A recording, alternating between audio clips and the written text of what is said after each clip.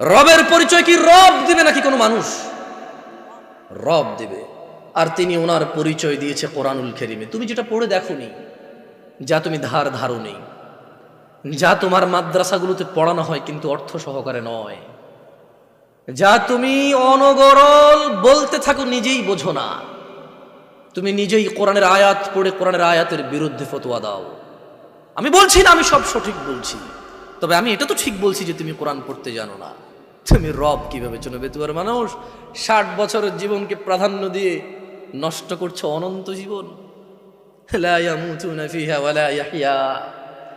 শোনো, জান্নাতে গেলেই মানুষ মরবে না এমনটা নয়, জাহান্নামেও মানুষ মরবে না। তুমি বুঝতে পারছো না এই পৃথিবী তোমার জন্য কত সুবর্ণ সুযোগ, এটা কত বড় অপরচুনিটি।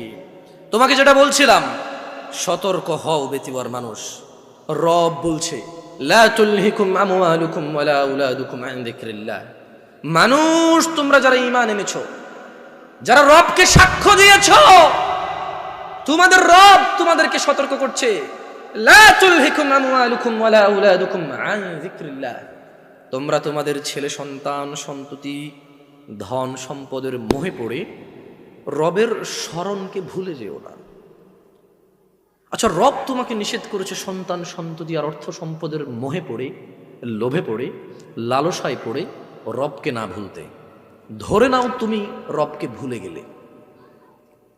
তোমার রবকে ভুলা তোমার কোরআন না জানা, তোমার রবকে ভুলা তুমি তোমার রাসূলের হাদিসগুলোকে গুরুত্ব না দেওয়া, তোমার রবকে ভুলা তোমার মসজিদের অনুপস্থিতি, তোমার রবকে ভুলা তোমার পায়ের নিচে টাকনুর নিচে কাপড়টা বলে, তোমার রবকে ভুলা তোমার দাড়ি শেভ করাকে বলে, তোমার রবকে ভুলা তোমার উত্তেজনা আর উশৃঙ্খলতাকে বলে, তোমার রবকে ভুলা তোমার যাকাত ফাঁকি দেওয়াকে বলে, তোমার রবকে ভুলা তোমার ঘরের স্ত্রীর উপর নির্যাতনা জুলুমকে বলে, তোমার রবকে ভুলা তোমার বাবা মায়ের অবাধ্য হওয়াকে বলে, তোমার রবকে ভুলা মসজিদ ছাড়া অন্য ঘরকে আলোকিত করাকে বলে।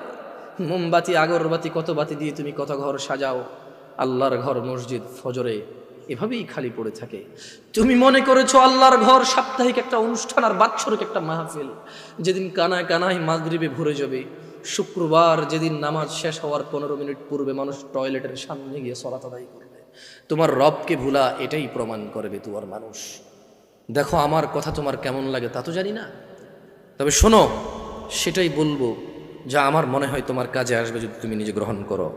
ওই যে বললাম, রব তোমাকে ওয়ার্নিং দিচ্ছে, রব তোমাকে সতর্ক করছে যে শোনো, ছেলে সন্তান সম্পদের পিছে পড়ে আল্লাহকে ভুলে যেও না। তাহলে কি হবে? আল্লাহ নিজে সিদ্ধান্ত দিয়েছে, আল্লাহ মিথ্যা কথা বলে না।